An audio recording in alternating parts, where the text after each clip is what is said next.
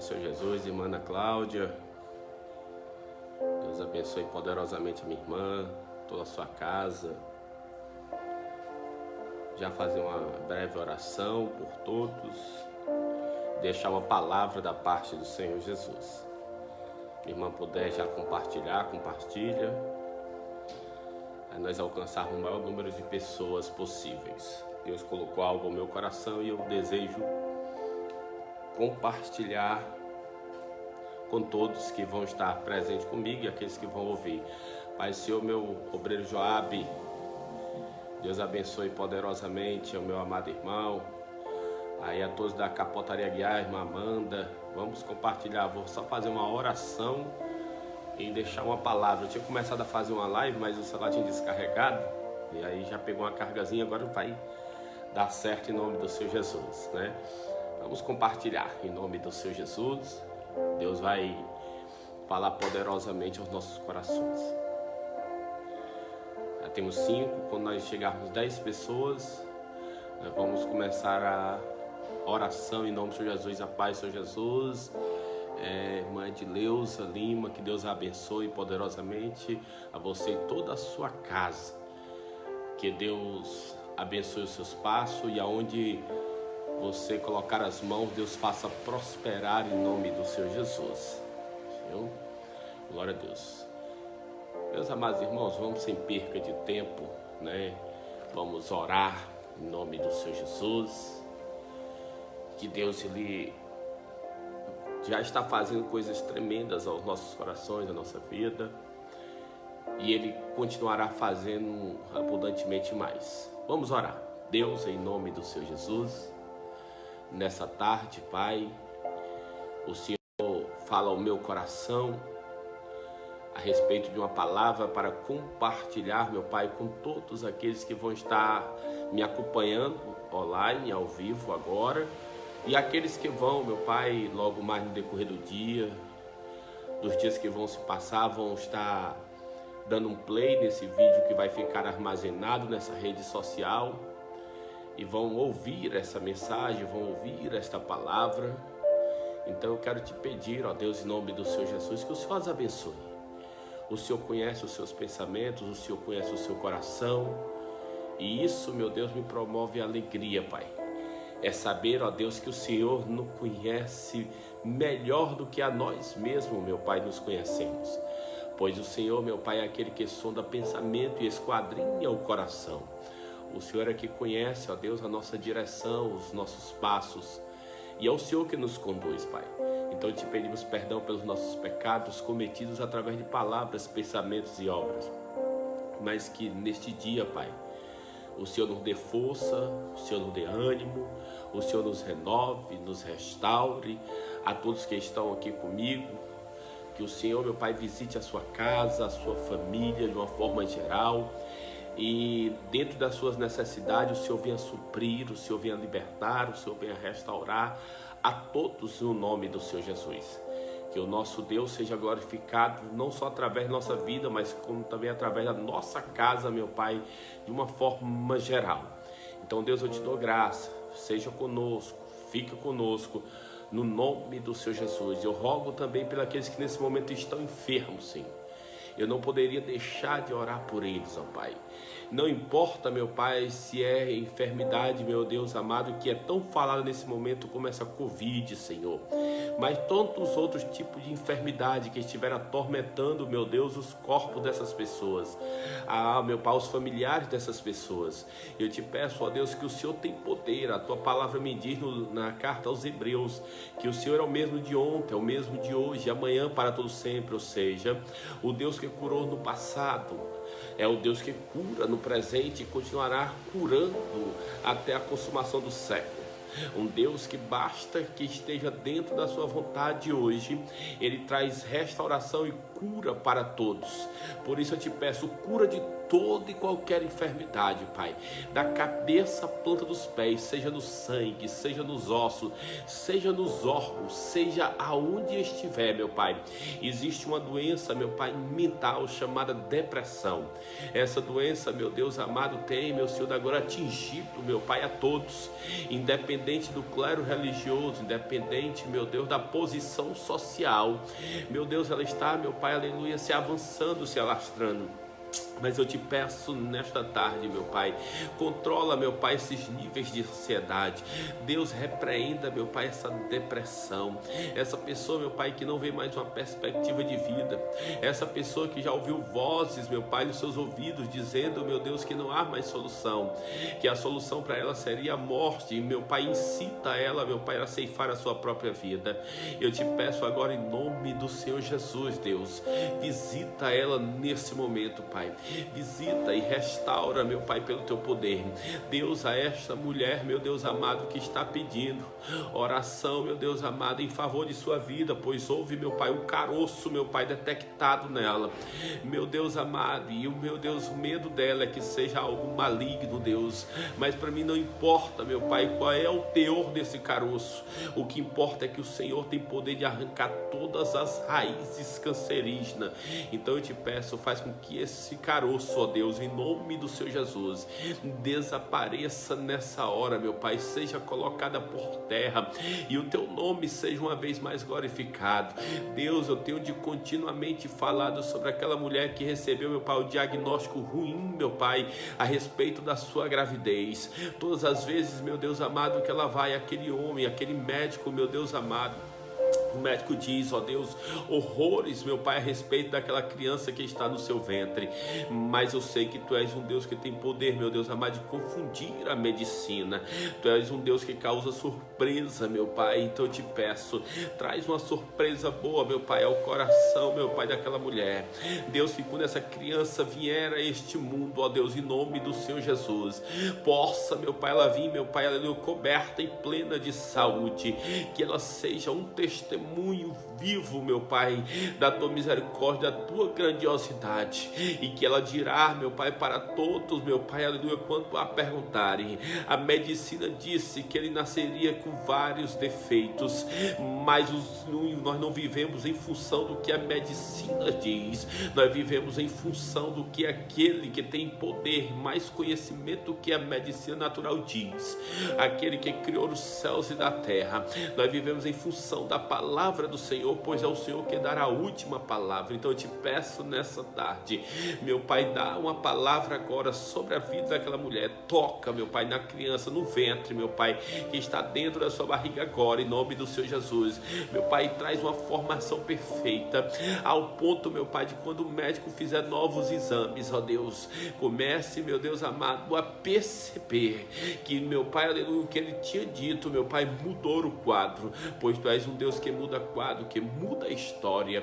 Por isso eu te peço, em nome do Senhor Jesus, meu Pai, seja com cada um, meu Pai, que está me ouvindo, e aqui, meu Pai, onde eu estou também, meu Pai, visita cada morador, meu Pai, desse condomínio, que o Senhor abençoe, meu Pai, com toda a sorte de bênção que há no céu, livrando as enfermidades, meu Pai, fazendo enxergar as Tuas grandezas e as Tuas maravilhas, no nome do Senhor Jesus, que vive e reina para todos sempre, e o que crê diga amém. Meus amados irmãos, eu quero deixar uma palavra para você que se encontra no Salmo de número 73.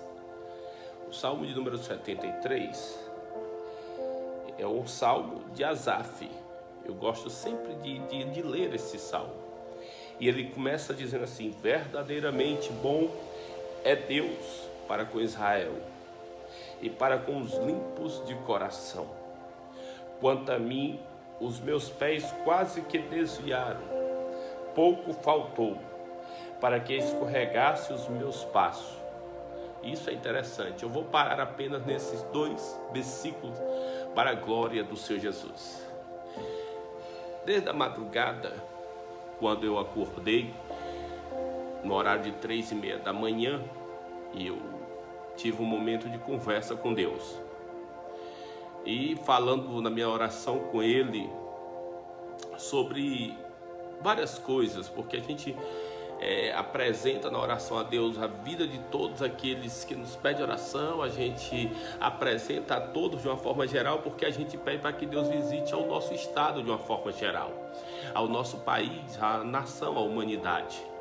Mas Deus colocou algo ao meu coração e aquilo entrou como uma espada muito profunda. É que quando eu lembro sempre de Asaf, eu lembro deste primeiro versículo que ele começou a dizer: ao reconhecimento da bondade de Deus, ao reconhecimento da fidelidade de Deus para com os seus, para com a sua casa, para com o seu povo, para comigo, para com você que está aí me assistindo nesse momento. Só que o que me chama a atenção é que o rei, ele vem andando nesse momento desfrutando dos benefícios de Deus. Só que às vezes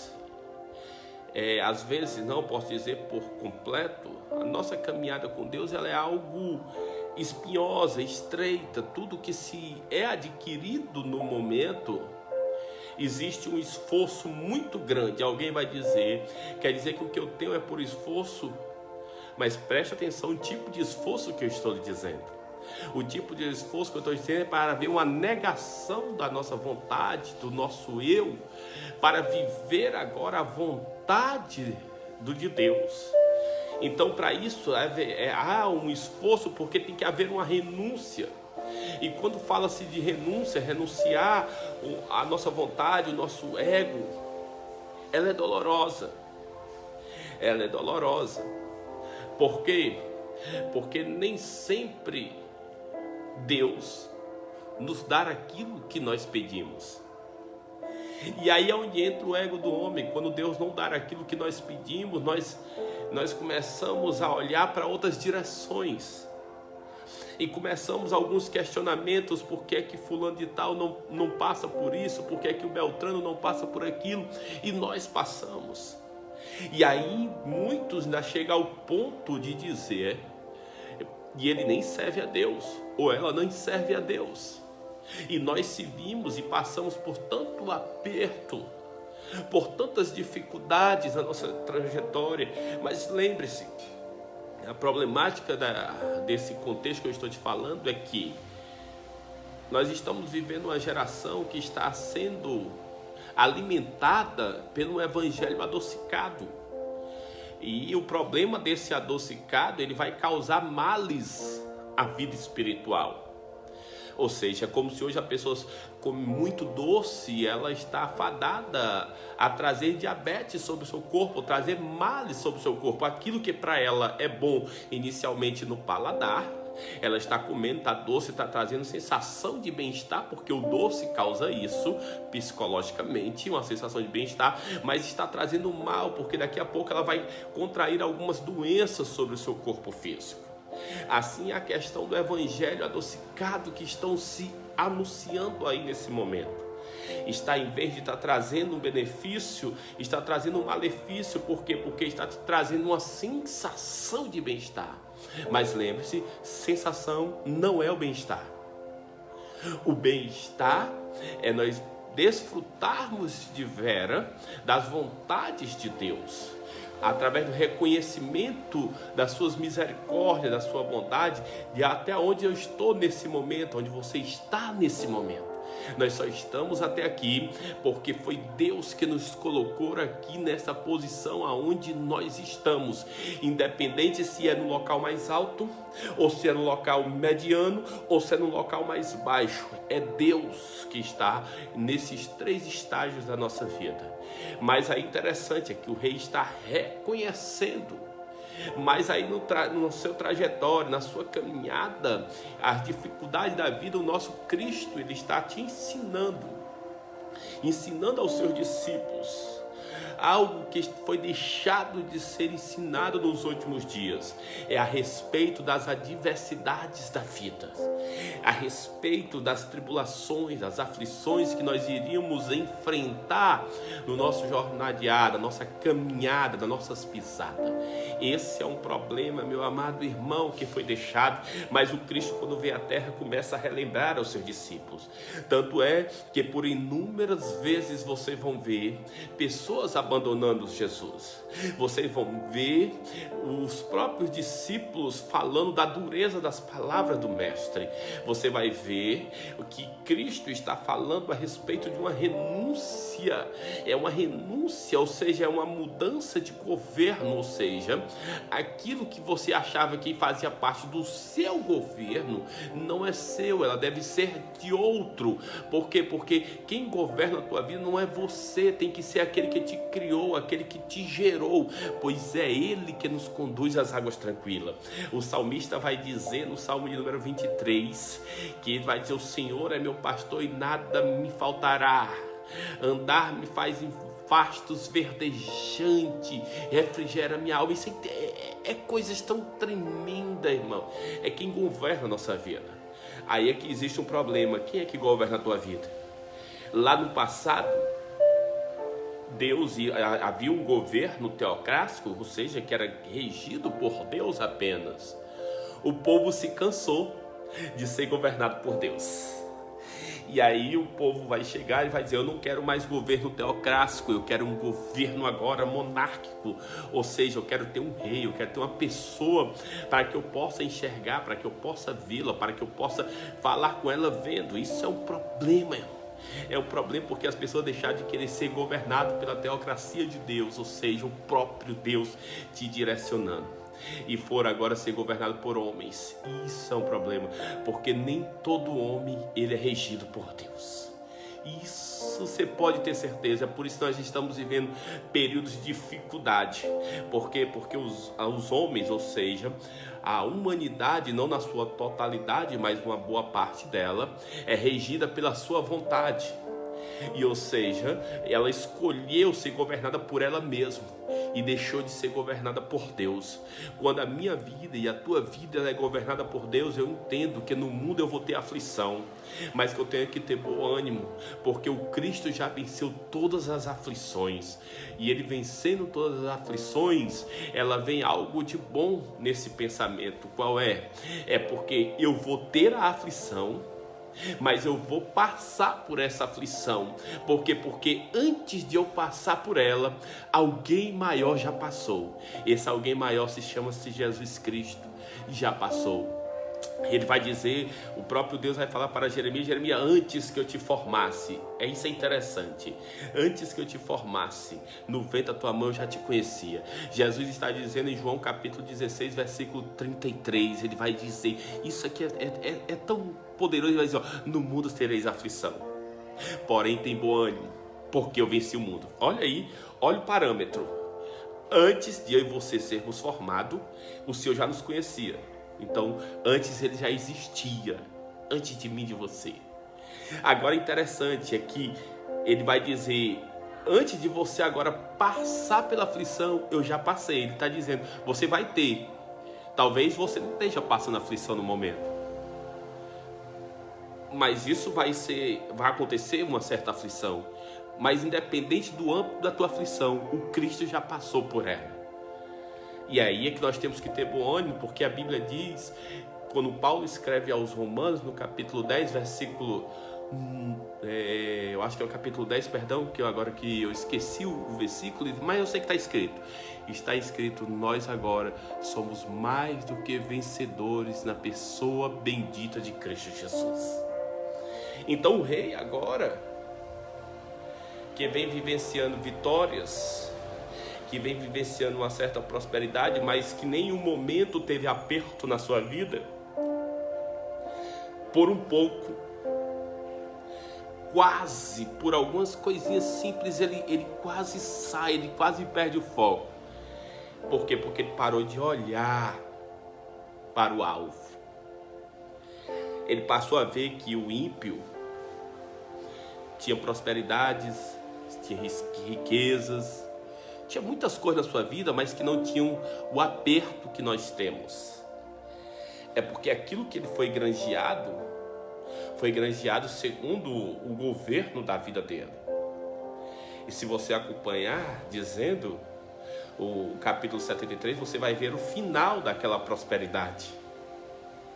Aquele final é retratado pelo próprio Cristo. Quando ele vai falar a respeito de uma parábola, lembre-se que diz que é uma parábola do rico e do Lázaro, mas ela não é especificamente uma parábola, porque esse parábola não se dá nome.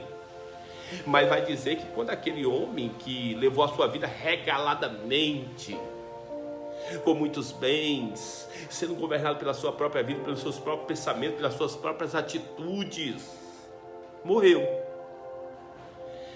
Só que quando ele fecha os olhos aqui na terra, ele abre os seus olhos na eternidade. E quando ele abre os seus olhos na eternidade, ele está se jazendo em trevas, em chamas.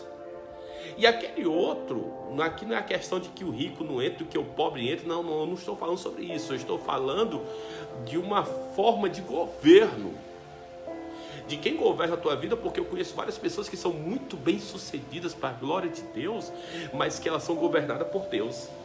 Elas são governadas pelo Espírito Santo. O seu apego não é aquilo que está nas suas mãos, o seu apego é aquilo que está dentro da sua alma, que é o Espírito Santo. Para que você não esteja achando que eu estou falando de pessoas ricas e pessoas pobres. Por isso que eu estou dando logo abrindo esse parênteses. Mas o interessante é que o rico vai falar com o pai Abraão, e o pai Abraão vai dizer: meu filho, tu trocaste os teus bens lá na terra. Ou seja, a tua vida pelos bens da terra. Ou seja, ele deixou a vida dele ser governada pelo aquilo que a terra lhe apresenta, pelas riquezas, pela grandeza. A mesma coisa que Satanás apresenta a Jesus na tentação do deserto: riqueza, fama, glória. E de fato não teve aperto. Por quê? Porque o aperto que ele vai ter vai ser na eternidade. Todos aqueles que são governados pela sua vontade, pelo seu eu, pelo seu ego, que não consegue produzir frutos dignos de arrependimento, a sua eternidade eles vão receber a sua paga. Então, por favor, eu não sei como é que está a sua visão nessa hora. Eu não sei para onde é que você está direcionando seus olhos. Eu não sei o que é que está subindo ao teu coração, mas uma coisa eu quero te dizer: lembre-se sempre do versículo 1 do Salmo 73, bom é Deus para com Israel e para com os limpos de coração. Não existe bondade em outro local que não seja em Deus. Não existe bondade no mundo, o mundo jamais será bondoso comigo e com você, jamais, jamais, jamais, jamais. Ele será impiedoso. Embora a sensação seja de bem-estar, mas ela vai trazer o mal-estar no futuro, ou numa eternidade próxima. Todos nós temos que preparar os nossos passos, nós temos que preparar a nossa morada aqui. Mas como é que nós preparamos a morada aqui? É sabendo quem governa o meu coração, a minha vida, o meu pensamento. Ainda bem que o salmista disse que quase que ele se desviou. Ele não se desviou. Graças a Deus que ele recebe uma atenção rápida. Talvez você esteja perdendo a visão de Deus agora. Talvez você esteja olhando para uma outra direção nesse momento. Talvez o teu coração está palpitando e dizendo: eu tenho que ser assim, eu tenho que viver assim, eu tenho que ser eu tenho que ser você. Não tem que ser você, não. Você tem que ser aquilo que Deus quer que você seja. Você sabe o que é que Deus quer que você seja? A sua imagem, a sua semelhança. E quando eu falo imagem e semelhança, eu falo na questão da pureza, da santidade, na questão da transformação interior. Eu não me preocupo tanto com o exterior, porque se o interior for renovado, o exterior se transforma. Não adianta uma transformação exterior, porque todo o processo de Deus ela começa de dentro para fora, nunca de fora para dentro. É por isso que há uma necessidade de nós abrirmos o coração para entrar. Porque você presta atenção, quando é que o homem teve vida, quando Deus soprou para dentro dele o fôlego de vida, é dentro. Observe-se bem a necessidade da nossa situação atual que estamos vivendo. Lá em Apocalipse capítulo 3, versículo 20, está dizendo: eis que eu estou à porta e bato. E aquele que ouvir abrir a porta, eu entro. Ou seja, porque só tem transformação se ele entrar. Só vai haver mudança se ele entrar. Só vai haver transformação se ele entrar. Se ele não entrar, irmão, você pode até mudar a roupa, pode até mudar a forma de falar, pode até carregar uma Bíblia, mas não vai haver a transformação que tem que ser gerada no íntimo, no ser, como a produção dos frutos do Espírito, que está lá em Gálatas capítulo 5, versículo 20. Então existe uma necessidade, porque se você não deixar ele entrar, jamais você vai conseguir aceitar de que uma pessoa prospere sem ter aperto e que você está prosperando, mas com apertos, com dificuldades. Lembre-se, a porta é estreita, não adianta. O meu Cristo nunca te ofereceu uma vida de facilidade, nunca ofereceu para mim, para você, uma vida sem batalha, sem espadas. Ou você começa a comprar uma espada para você, de uma forma, de uma conjectura, para guerrear, ou você começa a deixar ele entrar dentro de você, ou você corre o risco de chegar naquele dia e dizer, como muitos vão dizer: no teu nome eu curei, no teu nome eu preguei, no teu nome eu expulsei demônio, e o Senhor dirá abertamente: aparta de mim, porque não te conheço. Porque não conhece, porque é necessário ter relacionamento.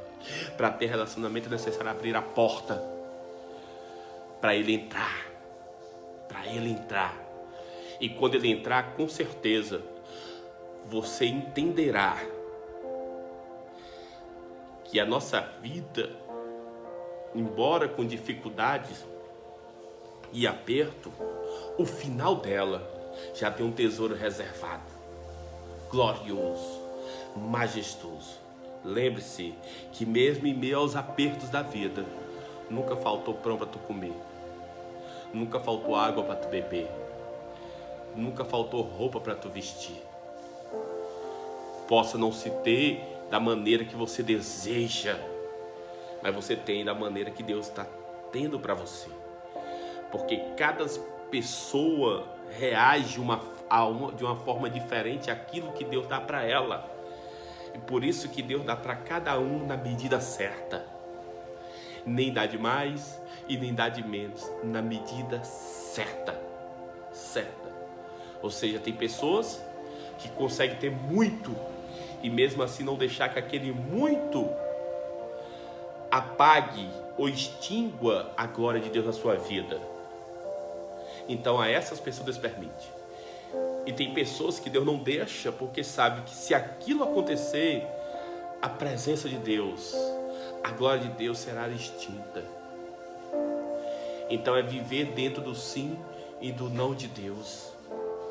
Se contente com aquilo que Deus está te dando. Se contente. Não olhe para o A, o B ou o C. Olhe para o J, que é Jesus de Nazaré. Que o nosso Cristo te abençoe, te guarde, te mantenha de pé todos os dias. Nunca esqueça disso. Bom é Deus para com Israel e para os limpos de coração. Guarde essa palavra no seu coração. Que Deus em Cristo te abençoe nessa tarde, a você e toda a sua casa, no nome do Senhor Jesus. A paz, Senhor.